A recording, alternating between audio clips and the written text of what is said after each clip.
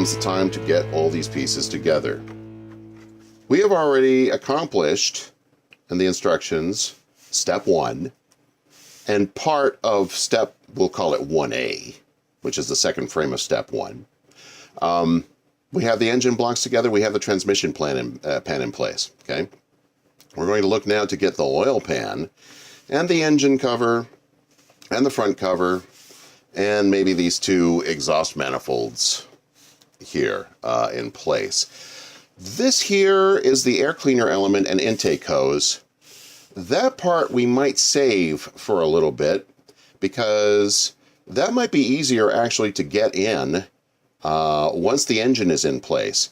Oops, just a second. Whoa. Time out there.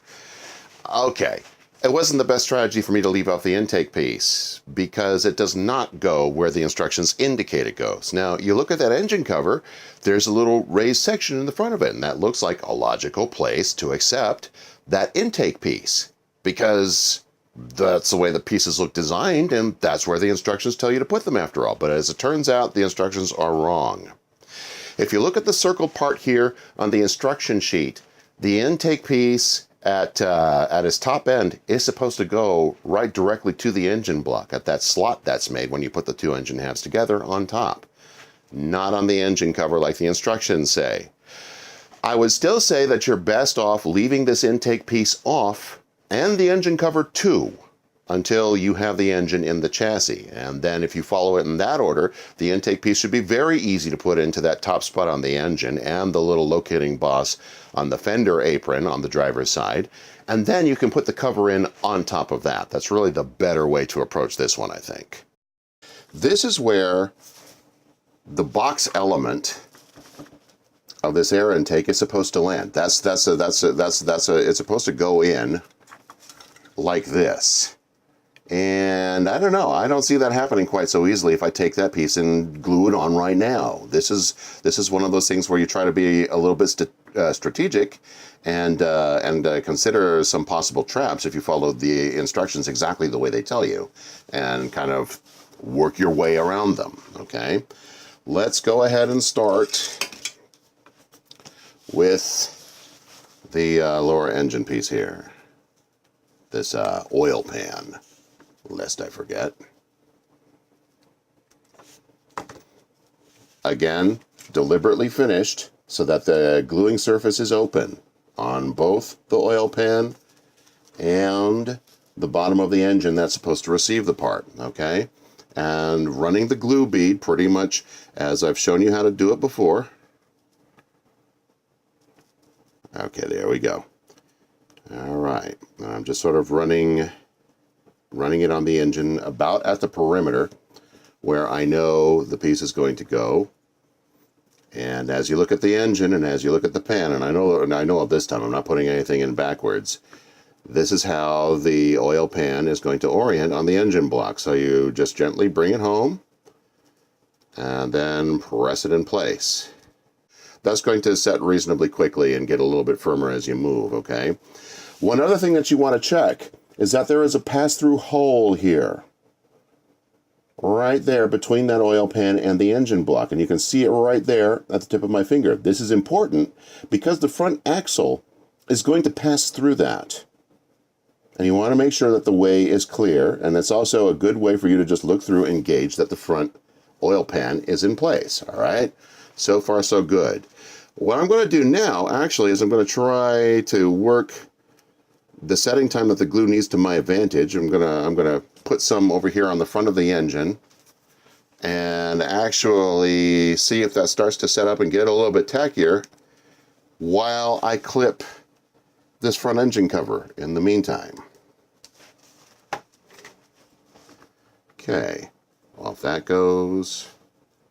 And we're pretty much clear. We don't have any parting nubs or anything like that that are going to get in the way. So I've put the glue on, and this piece also just goes in pretty easily, just right in place, okay? All right, so we're progressing again a little bit further along the opening scheme of the instruction sheet there. So far, so good. Engine cover on, oil pan on, transmission pan was on. when we did the paint detailing. This is going to require a little bit of consideration. You're going to have to look here and see exactly what meets the top of the engine here on the engine cover. And it turns out that there's actually sort of a square portion there determined by that square rim inside, okay? Not all of this is going to contact the top. So I'm going to opt actually to put the glue on this piece instead of a big messy glob on the top of the engine. And I'm going to smear a little bit around the pins, the center mounting pins. And we'll just put a little bead right about there or so. Doesn't need to be super surgically clean. And that is going to go on the top here. And we're just going to figure out, we're going to let the pins be our guide.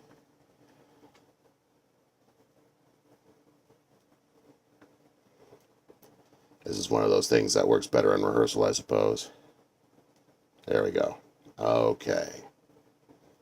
Okay. All right. Now we have an engine starting to come together before our eyes. We see the silver detailing, and you see here that I've given the black marker some use to get those coil packs delineated on the top. All right. Now I think we'll go ahead and get these exhaust manifolds. Okay. I'll give those a little clip.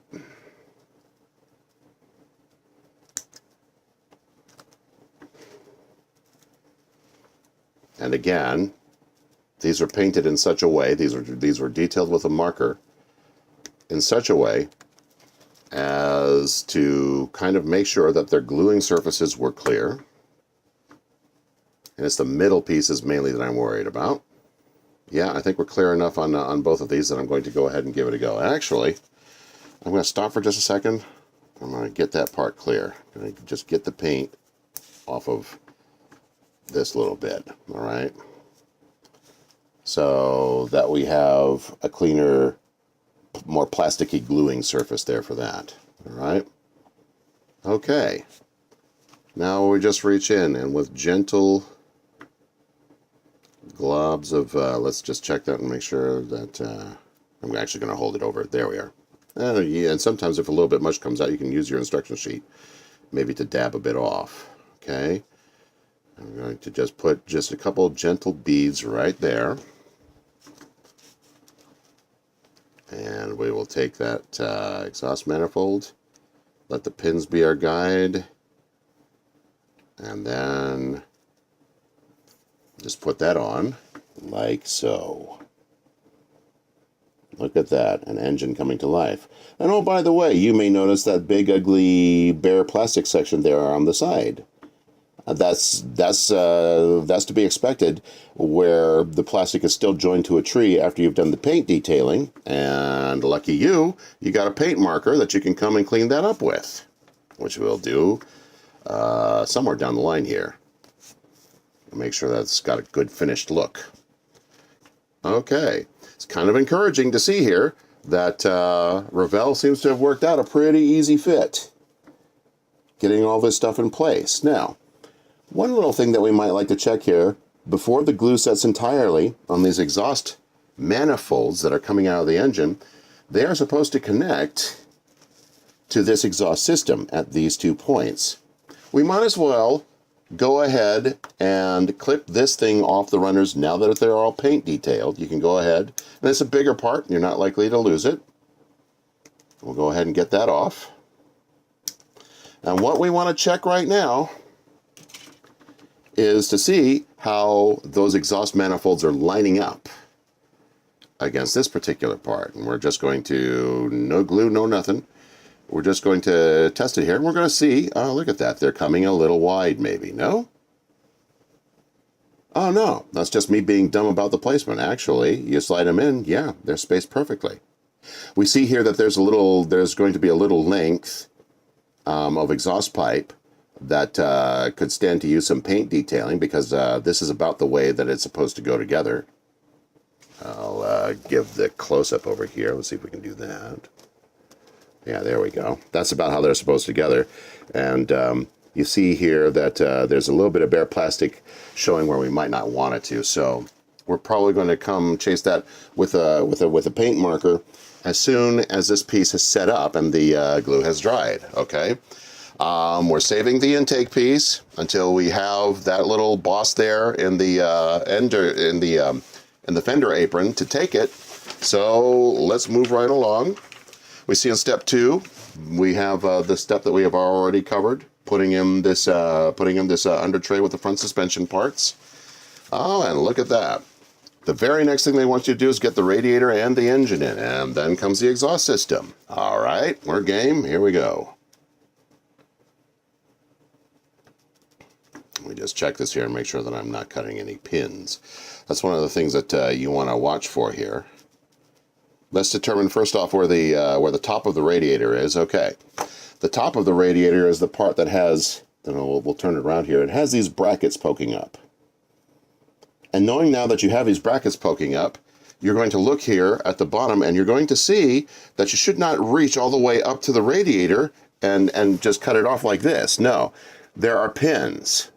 These pins at the bottom of the radiator are going to be what hold the radiator in place when you glue it in. So you have to be careful not to cut those off. What you do is that you look there and you see where the pin suddenly narrows to where it mounts on the tree, and that is where you make your cuts. Okay, and if you've done that right, you still have those pins poking up there on the bottom.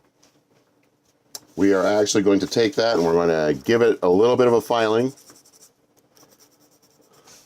Little bit of a filing here where we've taken that off. Yep, feels good, and we still have pins poking. Great. We'll go ahead and we'll put a little bead of glue on those.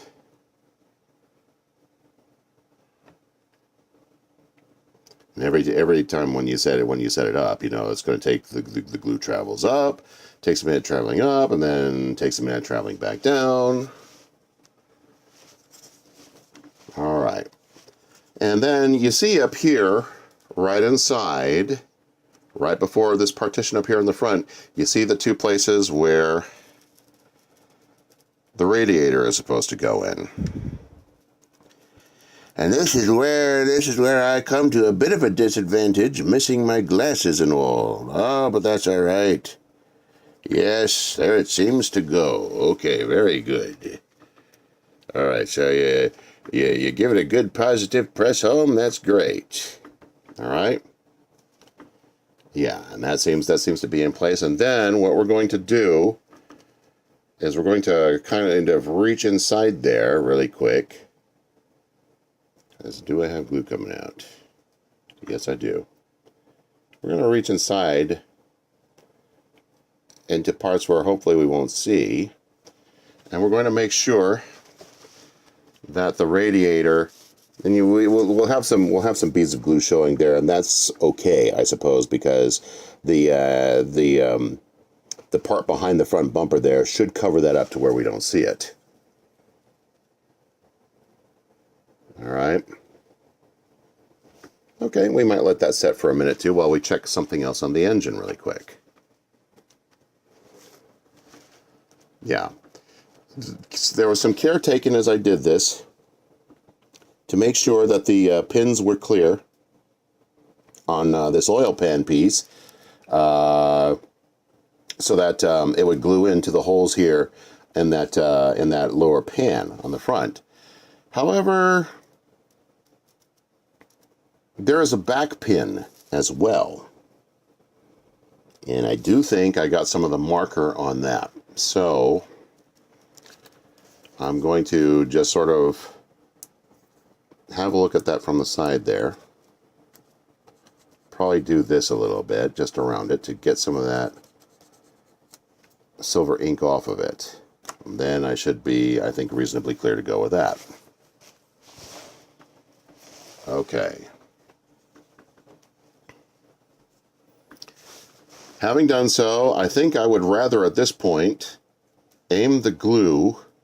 We'll squeeze a little bit of glue and aim it actually at the holes that are supposed to accept the engine. They're in triangular formation.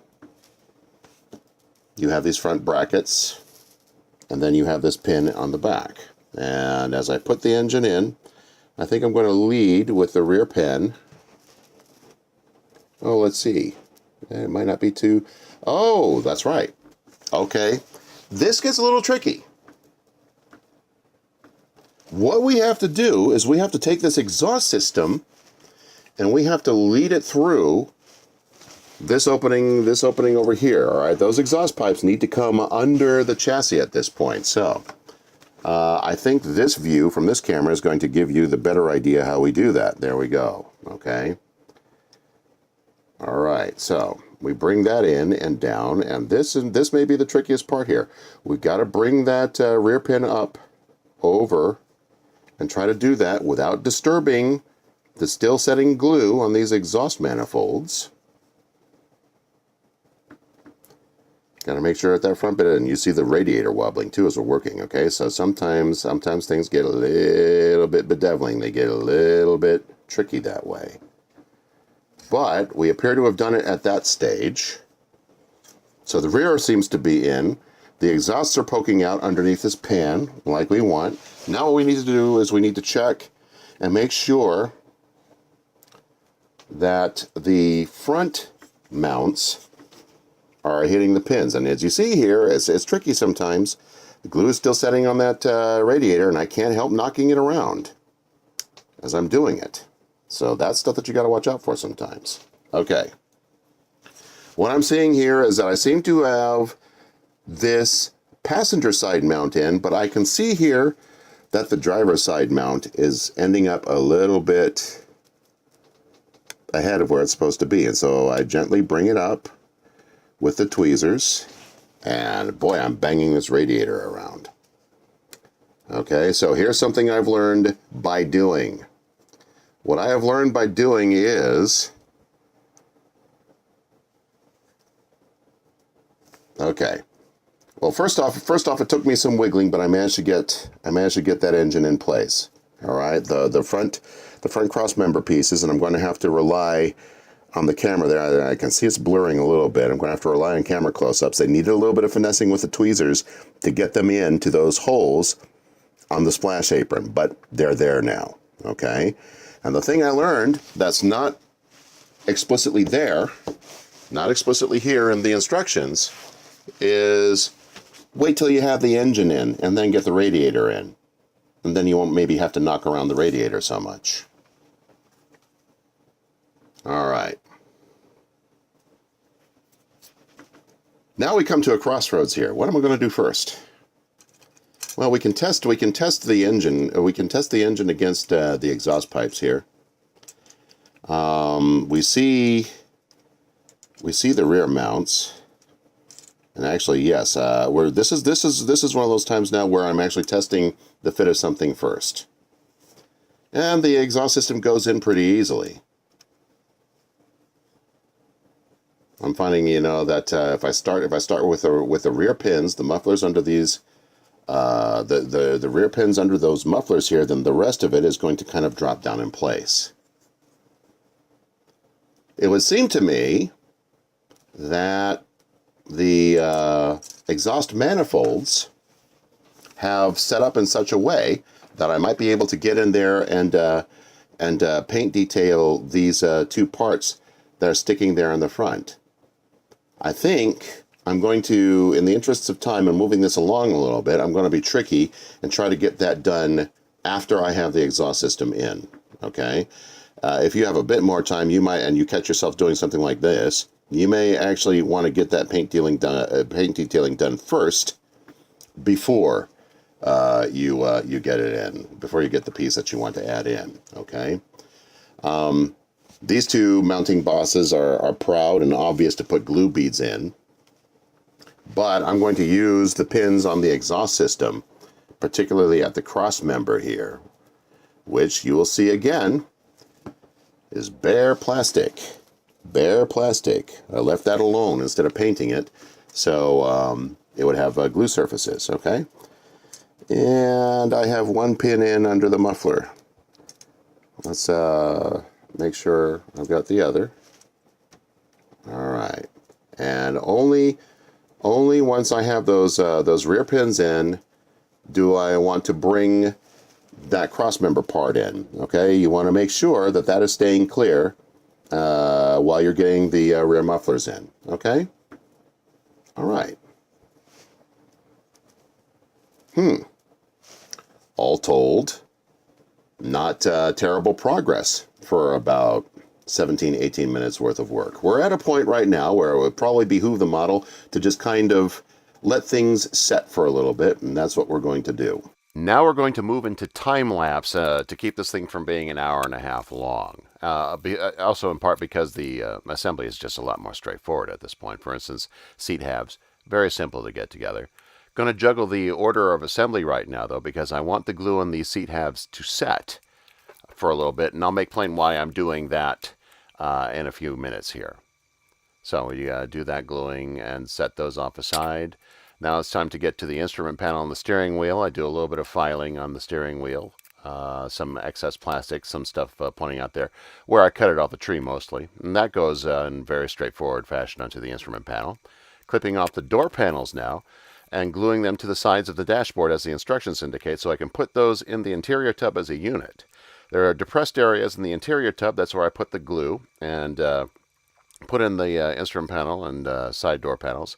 You see me touching them up a little bit on outside surfaces with glue beads so I can make sure that they're holding in place. And just finesse it, check it.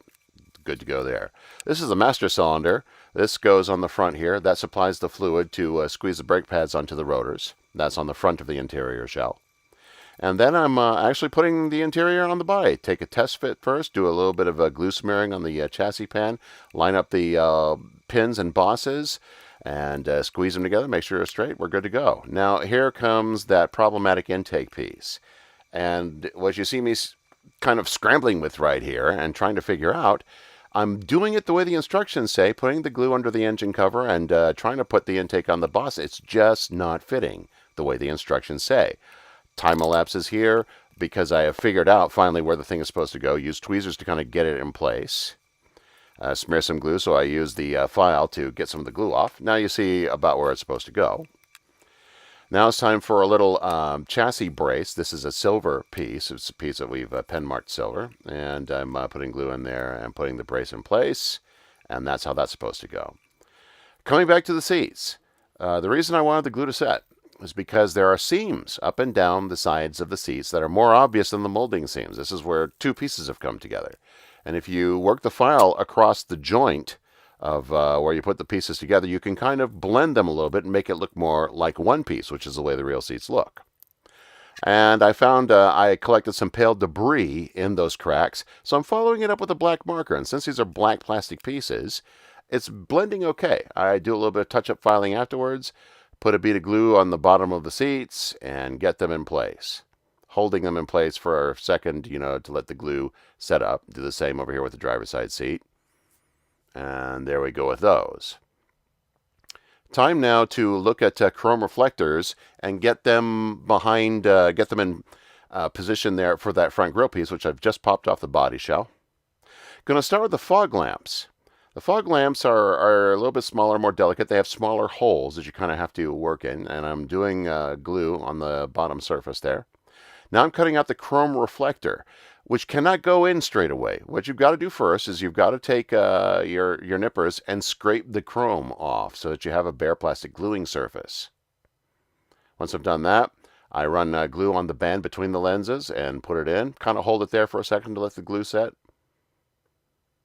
Working out okay. Move on to the headlight lenses, which go on the upper part. And I'm putting glue on the pins there and just kind of securing it in place that way. Moving to the chrome reflector, got to prepare that the same way. Scrape off the plating so that you have a bare plastic gluing surface. And then we put that in place. Get it glued in there. And then just hold the piece until it sort of sets a little bit. And that's about how it looks. Now it's time to get the taillight band in. That's a transparent red piece. For the most part, it's okay. A little finicky. You might want to press a little bit on the lens areas to make sure that those squeeze through the openings. and then you reinforce it maybe with a little bit of extra glue. Front piece goes in a very straightforward way, nearly snaps in. You reinforce it with glue, you're good to go. Time now to get the brake rotors on. These have big and small locating pins, so there's only one orientation that they can go in. The front rotors have a shallower offset, while the back rotors have a deeper one. Okay, you follow the part numbers on those, and they'll only go in one way. Time to get the tires around the wheels now. It's best to get those wheels in from the back surface of the tire. That way, in case you scratch the tires you're putting them in, they won't be on the visible surface where you've left those scratch marks. You thread the axles in. More straightforward in the back than the front. You got to get it through the engine, remember. But once you do and you squeeze those wheels on, it rolls. It works out pretty nicely. Time now to move to the mirrors. I'm starting with the passenger side mirror, and what I find is that there's extra material on the post there. And I want to get the paint off too to make, once again, a clean gluing surface for that. And yeah, the passenger side mirror barely goes in. I got to take some material off, and then it practically snaps into place. It holds in place without glue. I reach in under the body shell to get a bead of glue there just to be sure. Unfortunately, the driver's side mirror is much looser, and that's why I'm going to a slower clip now so I can show you the piece of tape that I'm using to hold the mirror in place. Checking the alignment and making sure it's in the same relative position as the passenger side mirror. I'm going to take the glue now, coax a bead out of it, and as soon as it starts to flow, I'll hold the tip inside the body shell and just kind of work a dollop of glue from the inside to minimize the chances of making a mess on the outside of the body shell. And once I'm done with that, I'm just going to sight straight down the body again and check and make sure that the passenger side and driver side mirrors are aligned properly and about in the same height each side. So now we come to the point here where we join the body to the chassis, and we're starting off in an odd position here. I'm not making a little Baja Rider Camaro out of this, but this is actually the second attempt that I'm going to do it. It did not quite go home right the first time because I did not figure out all the proper joining points, and the model frankly resists skew a little bit in getting them together. Okay, what I have found is that this air dam piece over here in the front kind of springs away from, this is dramatic, but it springs away from that body air dam so that it doesn't join completely when you have the body in position. And I didn't have the right join points actually here in the back either. This rear edge of the parcel shelf in the back is actually the main joining point for the rear of the body, and it's got to go underneath, right there at the base of the windshield, and right at the base of the deck light in the back there, and you've got to be careful about how you put it in. Okay, and as it turns out, I'm going to need to lean on these surfaces harder than I thought I did at first. My main join point I thought was going to be this part right here, and you see traces of the glue where I had to break it apart. And I thought maybe here on the interior, you know, each side, and that would take care of it. It didn't. So what we're going to do now is I'm going to get in here. As you recall, we've got to have no paint on the areas where the glue is going to be accepted. Okay. And off on the side there, you see two tubs filled with change. What on earth are they doing there? Well, we'll see momentarily. But first, having realized that I need to count on these mating surfaces more to get under the hood there, I'm cleaning them up to make sure that the paint is off. All right, so for your purposes, this will be the first time. For me, I'm just going ahead and giving it another go.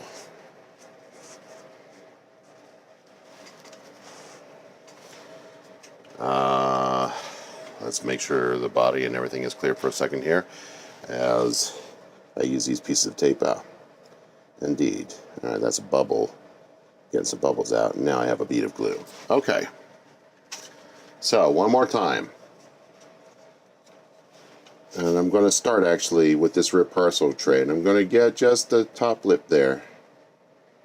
Right in the back, because that's got to be the joining point. We're going to have to be careful as we get this in to make sure that we don't accidentally hit that rear daylight opening, the rear window. Okay, gonna get those top parts too. And then I'm going to hit this area one more time, and I see that on one side there it didn't even touch. So we're going to put another bead of glue. Okay. I was able to get the thing slid in right before, and we're going to try that again. Now here's the trick. As you're putting it in, we're going to lead from the back, and as we lead from the back, we've got to make sure that those tailpipes are coming in over the cutouts in the back. Okay, once you do this, the body essentially drops on. Okay, that part at least is reasonably easy. Now, what we've got to do is just make sure that we're situated correctly up here in the front.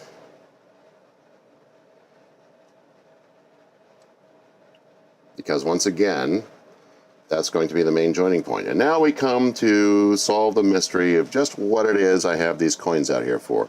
We're going to check all around first. As it turns out, the wheels don't center ideally in the wheel wells here, and that's what you're measuring. You want to see if the wheels are about center, and you know, they don't quite center ideally, but you can work it around a little bit to such a point that you're giving it about the best centering in the wheel wells that you can. All right, looks okay there. We're gonna work the front here, I think, a little bit. Just try to get that finessed a little bit more. All right. Well, it's a funny thing here. Because the more I try to center one, the more off alignment the other becomes. All right, we get to a point here now. I'm even going to move this pad away. We get to the point where you have to put this thing on the most level surface that you can find, and then weigh it down, and I mean oppressively, as much as you can. In my case here, I've got a bucket full of nickels, a little tub full of nickels here, that feels like it weighs about 5 pounds. And we're going to do the same thing on the back here too.